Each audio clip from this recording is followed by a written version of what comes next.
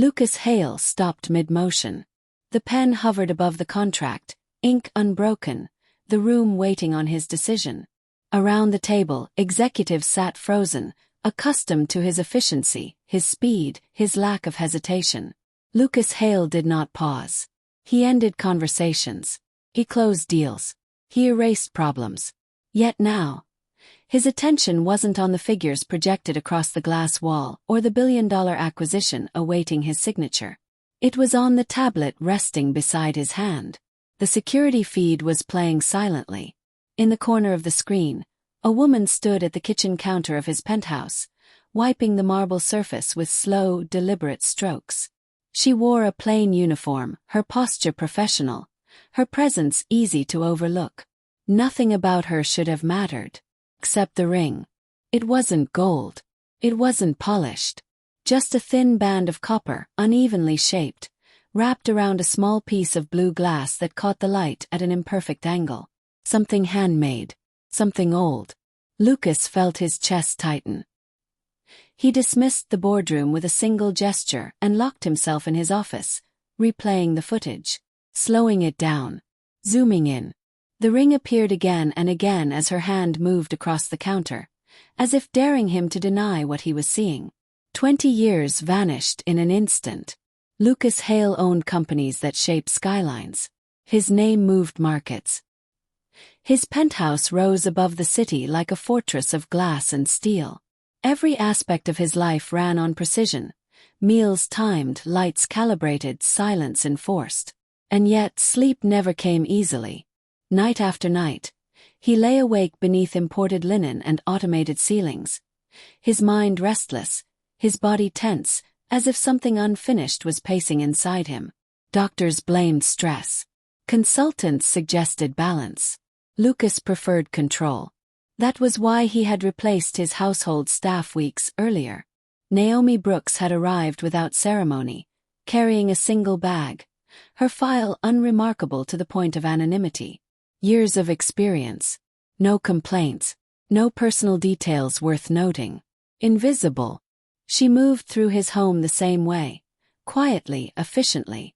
Rooms felt different after she passed through them, though Lucas couldn't say why. The air softened. The noise in his head dimmed. And for the first time in years, he slept through the night. It was only later, watching the footage again, alone in the dark, that Lucas realized the ring had never left her finger. Not once. And he knew, with a certainty that made his hands tremble, that he had shaped that copper himself, in a place he had sworn never to remember. For a girl he had promised everything before choosing a life where promises were liabilities. Lucas Hale had built his life the way he built his companies. Layer by layer, flaw by flaw, until nothing fragile remained on the surface. From the outside, his empire looked effortless. Glass towers bearing his name reshaped city skylines. His calendar was booked months in advance with acquisitions, negotiations, and appearances that turned into headlines before the ink dried. People spoke about him in careful tones, as if his attention alone could tilt their future in one direction or another. What they didn't see was the discipline behind it. Lucas woke at the same hour every morning, no matter how late the night before had stretched. His workouts were timed, his meals measured, his suits arranged by color and weight, his shoes aligned with military precision. Every decision followed systems he had designed himself, rules that left no room for surprise. Surprise was a luxury he had learned early not to trust. He remembered hunger more clearly than faces. The way it hollowed his stomach until thinking became difficult. The way it taught him patience, calculation, silence. At the orphanage, noise attracted attention. Attention attracted pain. He learned to observe without being seen, to wait for the right moment, to take what he needed and disappear. Those habits never left him. They just wore better clothes now. In boardrooms, Lucas spoke rarely. He let others fill the silence, reveal their weaknesses, make their cases too loudly. When he finally spoke, it was decisive, surgical. People mistook that for confidence. In truth, it was distance. Distance kept him safe. Relationships followed the same rule. Brief. controlled, optional. He did not keep people close long enough to disappoint them, or to be disappointed in return. Assistants came and went. Partners were useful until they weren't. Friends were a concept he understood intellectually but never practiced. At night, when the city dimmed below his windows, the discipline loosened its grip. Lucas would stand in the dark, looking down at streets that pulsed with lives he would never touch. He told himself this was the cost of focus, of ambition, of escape. The boy who had once shared a thin mattress and colder dreams would have traded anything for this view. So why did it feel like standing on the edge of something hollow? Sleep came late, if at all. When it did, it was shallow, fractured by dreams he could never quite remember. Only the lingering sensation of running without moving, of reaching for something just beyond his grasp. By morning, the armor returned. Meetings, goals, control. And yet, as Lucas straightened his cuffs and prepared to step back into the machinery he commanded, his gaze drifted, unbidden, to the tablet resting on his desk, to the paused frame of a kitchen he owned but did not inhabit, to a woman whose presence should have been irrelevant, to a ring that had survived everything he had tried to leave behind. For the first time in years, Lucas Hale felt the unsettling suspicion that escaping poverty had not freed him at all. It had merely delayed the moment when the past would finally demand to be acknowledged. Naomi Brooks arrived on a quiet morning when the city outside the penthouse was still deciding what kind of day it would be. She came alone, carrying a small canvas bag that looked light enough to be empty. Her uniform was plain, pressed without being stiff, the kind chosen to disappear into any room. She waited by the door until Lucas's assistant finished a hurried explanation of schedules, boundaries, and expectations. Naomi listened without interruption, nodded once, and followed him to the service quarters without asking a single question. Lucas did not greet her. He rarely did. For the first few days, she existed only as evidence of completed tasks. A countertop that caught the light differently. A study that smelled faintly of something clean but unfamiliar. Files stacked with an order that made sense even if he couldn't have explained why. She moved through the penthouse quietly, her footsteps absorbed by thick rugs and deliberate restraint. Lucas noticed her absence more than her presence. He would enter a room expecting to feel the dull irritation he associated with disorder, and find instead a kind of neutral calm. The lighting seemed softer, not brighter, angled just enough to take the edge off. Windows were opened and closed at moments that felt instinctive, not scheduled. Meals appeared without announcement, simple food prepared with care but no attempt to impress. He told himself it was efficiency, habit, nothing more. By the end of the first week, he slept through the night. The realization unsettled him. He woke before dawn, disoriented by the unfamiliar sensation of rest, as if his body had done something without his permission. He dismissed it as coincidence. The mind was suggestible. Patterns emerged where none existed. Then it happened again, and again. By the third week, Lucas found himself lingering in the kitchen longer than necessary, pretending to scroll through emails while watching reflections move across polished surfaces. Naomi worked with a steadiness that drew no attention to itself. She never rushed, never hesitated. Her movements were economical, almost meditative, as if each task existed in relation to the next. She did not speak unless spoken to. When she did, her voice was calm, neutral, easily forgotten. No curiosity, no attempts at familiarity, no effort to be seen. And yet, something about her unsettled him. Not because she intruded, but because she didn't. She passed through rooms without leaving traces of personality, only balance.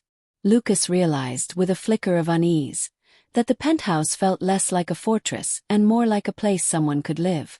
The thought irritated him. He began checking the security feed, telling himself it was habit, oversight, control. But the truth revealed itself quickly. He watched her not to catch mistakes, but to understand how someone so invisible could change the atmosphere of a space so completely. It was there, in the unguarded angle of a camera and the quiet repetition of her hands at work, that he noticed what never left her. The ring. Copper, uneven, unmistakable. Naomi Brooks moved through his home as if she had always known how to disappear.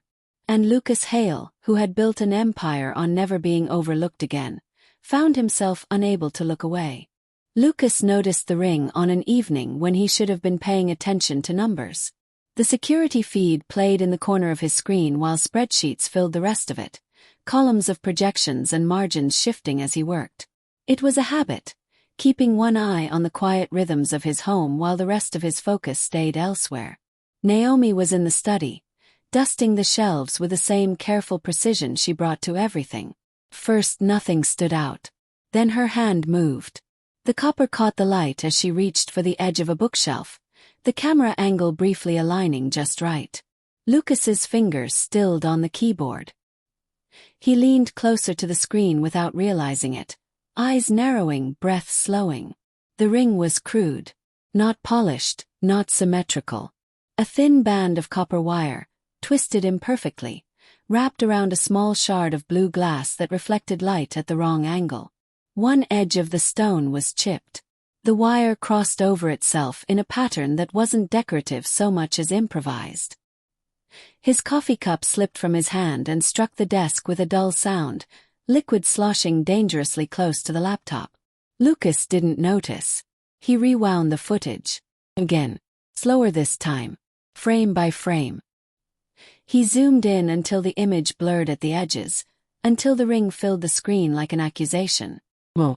That wasn't possible. His pulse quickened, a sharp, unfamiliar sensation cutting through years of practiced calm. He closed the laptop, opened it again. The image was still there. Naomi's hand steady. The ring unchanged.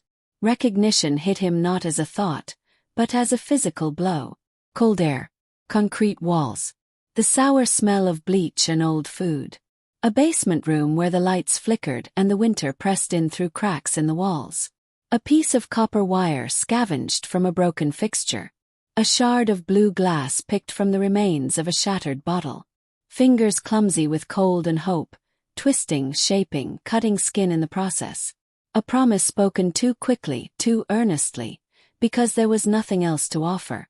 Lucas pushed back from the desk, chair scraping softly across the floor. His hands were trembling. He flexed them as if that might stop the memory from spreading, but it was already too late. 20 years collapsed into seconds, the life he had buried forcing its way to the surface with ruthless clarity. He had made that ring. Not one like it. Not something similar. That exact ring. He had measured the wire by feel, crossed it 3 times before wrapping it around the glass.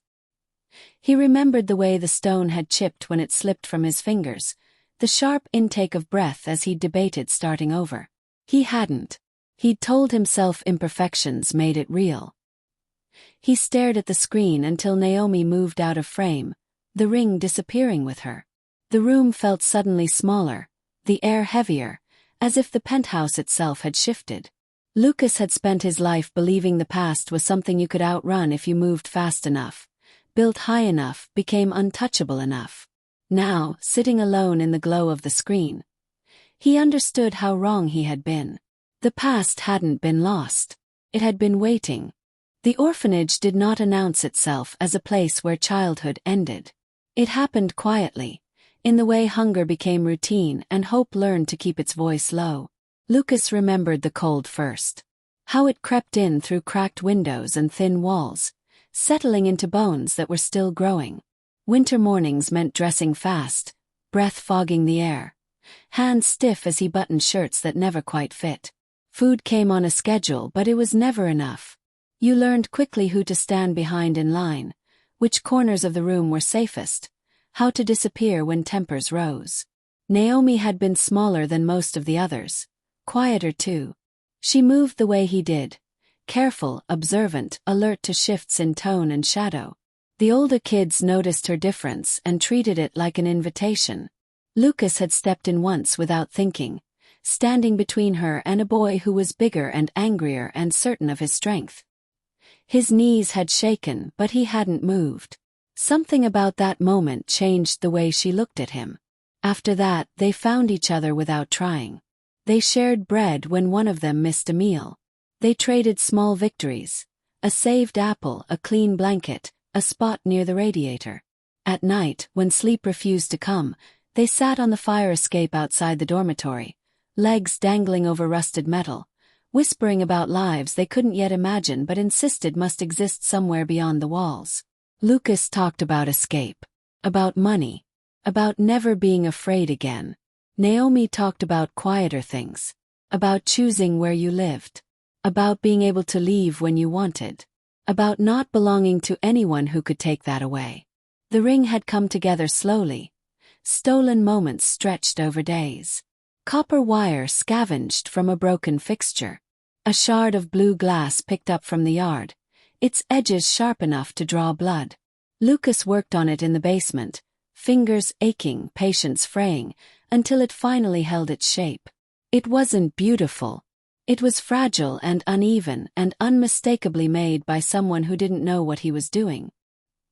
He had given it to her on a night when the world felt briefly kind. He had promised too much because he had nothing else to offer. "I'll come back," he had said. "When I'm not poor anymore. When I can choose." Naomi had smiled, not because she believed in riches, but because she believed in him. 2 weeks later everything changed. A couple with clean clothes and careful voices arrived. Opportunity stood in the doorway, demanding a price. Lucas paid it without fully understanding the cost. He left without saying goodbye. Now, years later, sitting in a penthouse built on everything he had chased, Lucas understood the promise for what it had been. Not a plan, not a guarantee, but a lifeline thrown by a boy who didn't yet know how easy it was to let go. And somewhere along the way, Naomi had chosen to hold on. Lucas did not speak to Naomi about the ring. The decision came quickly, instinctively, the same way all his worst decisions always had. Speaking would require answers. Answers would require explanations. And explanations would mean admitting that the life he had built rested on something unfinished. So instead he watched. The first test was small enough to excuse as coincidence. He left a blue glass bottle on the kitchen counter before leaving for work, placed there deliberately among items that did not belong. It was the same dull shade as the shard he had once shaped with trembling fingers, the kind of glass so common it was forgettable to anyone who had not assigned it meaning. That evening, Lucas rewound the footage until his eyes burned. Naomi entered the kitchen at precisely the same time she always did. She moved through her routine without deviation, wiping surfaces, aligning objects. Then her hand stopped inches from the bottle. She didn't touch it. She didn't look around. She simply paused, breath barely visible, as if the space itself had shifted. 4 seconds passed. Then she picked up the bottle carefully and placed it in the cabinet with the other glassware, positioning it so the blue caught no light at all. Her face revealed nothing. But Lucas sat back in his chair, pulse pounding. The second test cut deeper. He found the recording buried in an old archive online. A children's choir singing a carol he had not heard since winter nights that smelled of boiled vegetables and disinfectant. He set it as his morning alarm and turned the volume higher than necessary. He stayed home that day. When the music echoed through the penthouse, Naomi was dusting the study shelves. Her movements slowed, the cloth hovering midair. Her gaze drifted toward the window, unfocused, as if the skyline had dissolved into something else entirely. She stood that way for nearly a minute before straightening her shoulders and returning to her work. Lucas closed his eyes.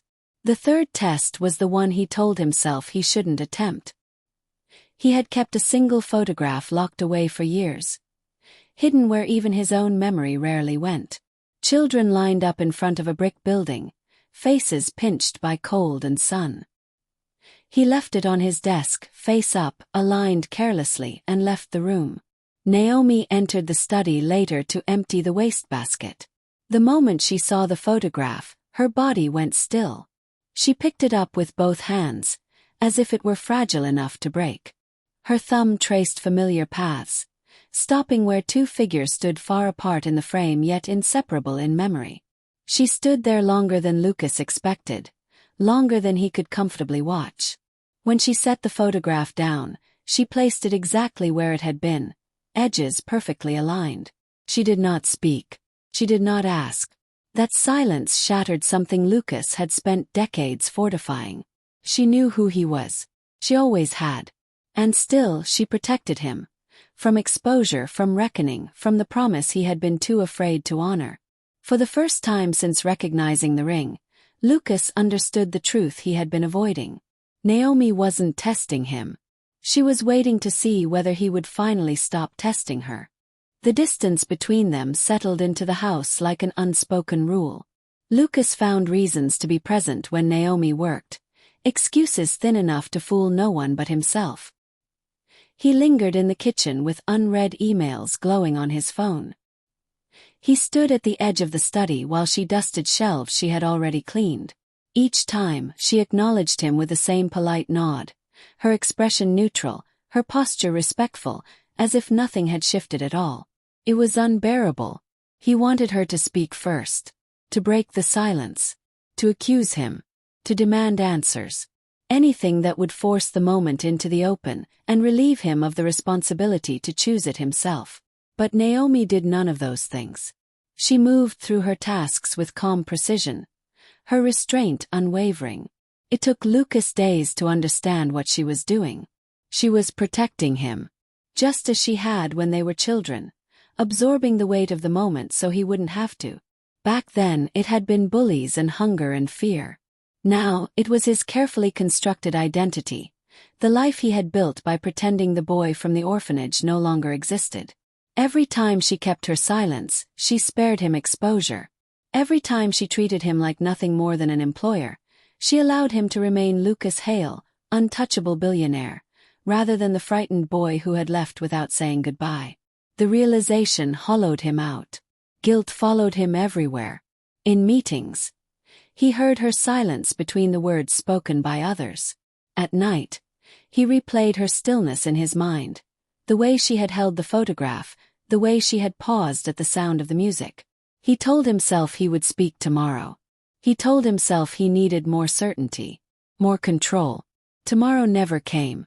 Naomi, for her part, never faltered. She did not linger where she wasn't needed. She did not allow emotion to surface. If the ring weighed on her finger, she carried it without complaint. If recognition burned behind her eyes, she hid it well. Lucas began to notice the small sacrifices that restraint required. The way her shoulders tightened when he entered a room unexpectedly. The care with which she avoided meeting his gaze for too long. Silence, he realized, was not absence. It was effort.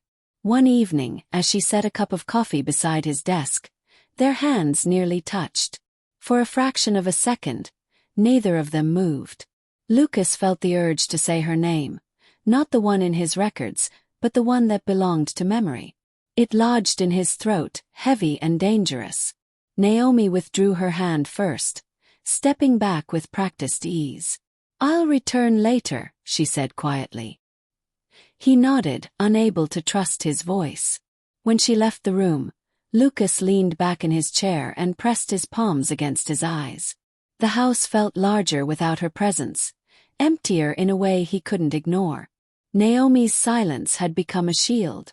And every day he allowed her to hold it for him, Lucas Hale understood more clearly the cost of letting someone else carry the weight of his fear. The gala unfolded exactly as Lucas expected. Polished smiles, rehearsed concern, generosity measured by the cameras that captured it. Crystal lights washed the ballroom in a glow designed to flatter power. Conversations overlapped in careful tones, names exchanged like currency. Lucas moved through it all with practiced ease, shaking hands, accepting praise, lending his presence to causes he approved of from a distance. It was performance, nothing more.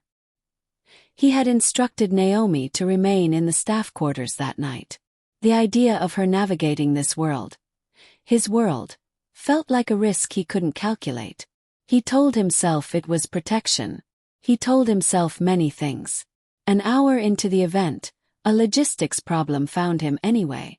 A coordinator leaned in, voice tight, apologizing for shortages. Fewer servers than planned. Delays imminent. Lucas nodded once and told her to use whoever was available. He didn't watch the entrance when Naomi stepped into the ballroom. He felt it. She wore a simple black dress borrowed from catering storage, indistinguishable from the others at a glance. Her posture was familiar, contained, efficient, careful not to take up space. A tray balanced easily in her hands as she moved between clusters of guests who barely noticed her passing. Lucas noticed. His attention followed her despite himself, tracking the small, controlled movements that contrasted sharply with the excess surrounding them. This room was built for people who expected to be seen. Naomi moved through it the way she always did, quietly, without claim. That was when someone decided to remind her of her place. The laughter reached Lucas before the words did. Kind. He turned just in time to see a woman, wealthy, well-dressed, accustomed to attention, grasp Naomi's wrist with careless authority. Fingers lifted, like caught copper. "What is this?" the woman said, amusement dripping from each syllable. "You wear costume jewelry while serving drinks now?" Naomi froze. Not in fear. Lucas recognized that stillness, but in restraint. The woman's friends leaned in, curiosity sharpened by cruelty. The ring was examined, mocked, dismissed. A hand flicked outward. Copper hit marble and skittered away, disappearing beneath a table. Something inside Lucas snapped. He crossed the room without waiting for permission, the crowd parting instinctively. The music faltered. Conversations died mid-sentence. He dropped to one knee on the marble floor without hesitation, ignoring the stares, the phones rising to capture the moment. The ring lay where it had stopped, dull and unremarkable to anyone else. He picked it up carefully. When he stood, the room held its breath. Lucas met the woman's gaze with an expression she did not recognize. Cold, controlled, final. "Leave," he said quietly. "Now." He tried to speak. He didn't allow it. Lucas turned back to Naomi and placed the ring into her palm, closing her fingers around it as if returning something sacred. Their eyes met for the first time that night, the tension between them raw and undeniable. The ballroom remained silent. And in that stillness, Lucas Hale exposed himself, not as a billionaire, but as a man willing to kneel for what he had once been too afraid to claim. Lucas remained kneeling long after the ring was safely back in Naomi's hand. The marble floor was cold beneath his knee, the kind of cold that bit through fabric and pride alike. He was aware of the room again, the weight of attention, the stunned quiet, the invisible line he had crossed without hesitation. Phones hovered midair. Conversations had collapsed into silence. This was not the version of him anyone expected to witness. He didn't care. He rose slowly, the movement deliberate, and turned back to the woman who had laughed moments earlier. She looked smaller now, uncertainty cracking the confidence she had carried so easily. Lucas did not raise his voice. He didn't need to. "That ring," he said evenly, "is not decoration. It is not costume. And it is not yours to touch." Each word landed with measured precision. Not anger. Not theatrics. Judgment. He dismissed her with a glance that carried consequences she understood immediately. She gathered herself and left the room without protest, heels clicking too loudly in the hush she had created. No one followed. No one spoke. Lucas turned back to Naomi. Up close, he saw the effort it took for her to remain composed, the careful control in her posture, the tension held just beneath the surface. He reached out and steadied the tray she still held, champagne flutes trembling faintly against one another. "I'm sorry," he said quietly. Not as a billionaire issuing reassurance, but as a man acknowledging failure. "I should have stopped it sooner." Naomi met his gaze, something unreadable passing through her eyes. She nodded once, a gesture that accepted the apology without erasing what had happened. Then, gently but firmly, she withdrew her hand and stepped back. "I'll take this to the kitchen," she said. And just like that she walked away. The gala resumed around him in fragments, Music restarting, voices returning cautiously, the illusion reassembling itself piece by piece. Lucas moved through the rest of the evening on instinct alone, shaking hands, answering questions, playing the role expected of him while something inside him remained exposed. He had knelt. Not for publicity. Not for strategy. Not to manage optics. He had knelt because the ring mattered more than the room. Later, alone in the penthouse, Lucas stood in the quiet and understood what he had done. He had shattered the mask he had worn for decades, not with words or confessions, but with action. For a brief moment, he had chosen dignity over distance, truth over control, and it had cost him nothing. That was the part he couldn't escape. The defense had been easy. The kneeling had been instinctive. The risk he had avoided for years, the one Naomi had carried in silence, still waited. Lucas looked toward the hallway that led to the staff quarters, his chest tight with understanding. Kneeling had been the simplest part. Standing up to the promise he had broken would require far more than courage in a room full of witnesses. Naomi was gone by morning. Lucas noticed the absence before he noticed the note. The penthouse felt wrong in a way he could not immediately define. Too still, too empty, as if something essential had been removed without disturbing the surface. The kitchen was clean, the counters bare, the air neutral again. The quiet had lost its softness. The letter waited on his desk, placed with the same careful precision she brought to everything. He recognized her handwriting instantly. Controlled, thoughtful, each line deliberate. He read it once without breathing. Then again slower. She wrote that she had not come for money, nor for the promise he had made when they were children. She wrote that promises made in survival were not contracts, only hopes, fragile and easily broken. She told him she had come to see who he had become, to know whether the boy who once stood between her and fear still existed somewhere inside the man the world respected. Last night, she wrote, had answered that question. He had knelt when it mattered. He had defended her without calculating the cost. That mattered more than apologies or explanations ever could. It was enough. But she could not stay. If she stayed, she would wait. She would hope. She would begin shaping her life around a choice he might never make. She had spent too many years learning how not to do that. Survival, she reminded him, was not just about enduring hardship. It was about refusing to disappear inside someone else's shadow. The ring, she wrote, was proof of something real that had once existed. It did not need a future to validate it. She thanked him for remembering. She asked him not to look for her. Lucas lowered the letter and sat very still. The truth settled slowly, inexorably. He had always known where she was. Long before she had walked into his home, long before the ring had reappeared in his life, he had known. Private investigators, quiet reports, confirmation that the past still breathed somewhere he could reach. And he had done nothing. Not because he couldn't, but because not choosing had felt safer than choosing wrong. Now the penthouse stood as it always had. Immaculate, expensive, empty. Lucas looked out over the city, its endless movement indifferent to his reckoning. He had escaped poverty. He had escaped hunger. He had escaped fear. But escape, he understood too late, was not the same as survival. Naomi had survived by holding on to herself. Lucas had survived by letting go of everything that might have demanded courage. He folded the letter carefully and placed it back on the desk, exactly where she had left it. The ring was gone from his sight, returned to the life that had carried it for 2 decades without him. For the first time, Lucas Hale did not reach for control.